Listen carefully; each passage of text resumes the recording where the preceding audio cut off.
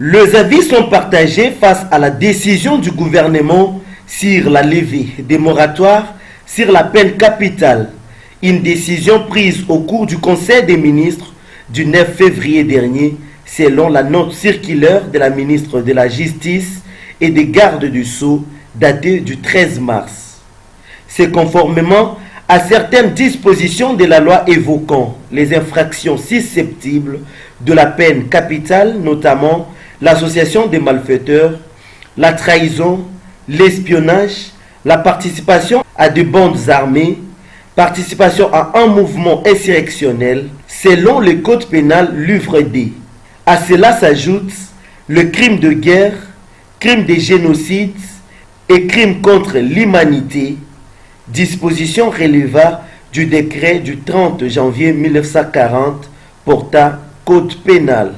Également la désertion à l'ennemi, rébellion, lâcheté, les complots militaires, refus d'obéissance et celle de marcher contre l'ennemi, violation des consignes à présence de l'ennemi ou d'une bande armée pour ne citer que cela. Répondant aux questions de nos confrères d'Apic Télévision, Adonis Radiabou, cadre et communicateur du parti Piste pour l'émergence, parti cher à cette Kikouni, trouve que cette question devrait être d'abord débattue sur le contexte de la loi pour voir si elle ne peut pas déranger cette dernière.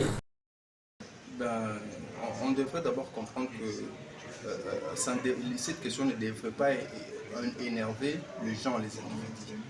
Vous comprenez? Parce que c'est une question qui devrait être débattue sur le contexte de la loi. Mais nous devons nous poser la question maintenant, est-ce que la levée de ces moratoires énerve la loi? Ce qui est sûr, ça énerve la loi. Pourquoi? Parce que vous allez vous rendre compte que le code pénal, dans son article 5, énumère le peine.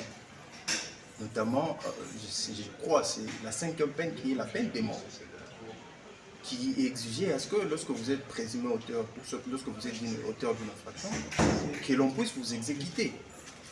Comprenez? C'était ça la logique du code pénal.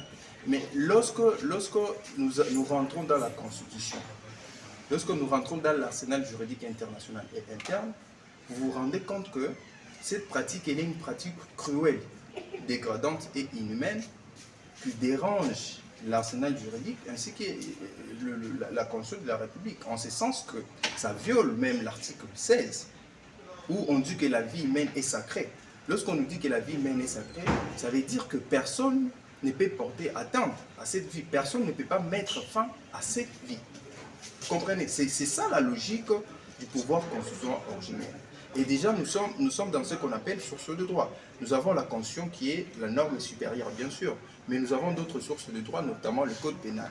Mais le Code pénal doit respecter ce que la Constitution dit, la conformité à la Constitution même. De son côté, les communicateurs du parti Agissons pour la République, parti de Guy Loando Mboyo, Romain Gandjambe, se sont satisfaits car cette décision est un remède à un mal visible dans la société. Ouais, mes impressions sont des impressions de satisfaction parce que il y a un adage qui dit à chaque mal correspond un remède. Et donc il s'agit là d'une situation qui vient répondre à un phénomène qui sévit dans notre pays, où nous avons assisté à des traîtrises, nous avons assisté au changement, où quelqu'un qui servait la République aujourd'hui, après, demain, il devient rebelle de la République, chose qui n'était pas du tout encourageante. Et donc, c'était devenu comme quelque chose de normal pour que quelqu'un puisse trahir la République de n'importe quelle façon.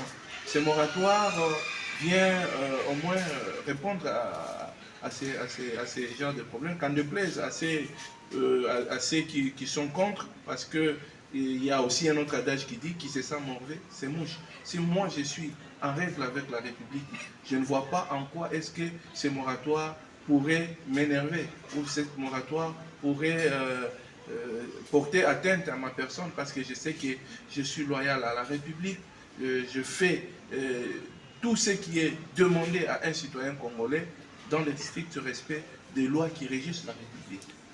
elle sera salvatrice pour décanter la situation parce que vous êtes sans ignorer que la politique ou la stratégie du Rwanda n'a jamais été celle où les Rwandais se présentent devant le front.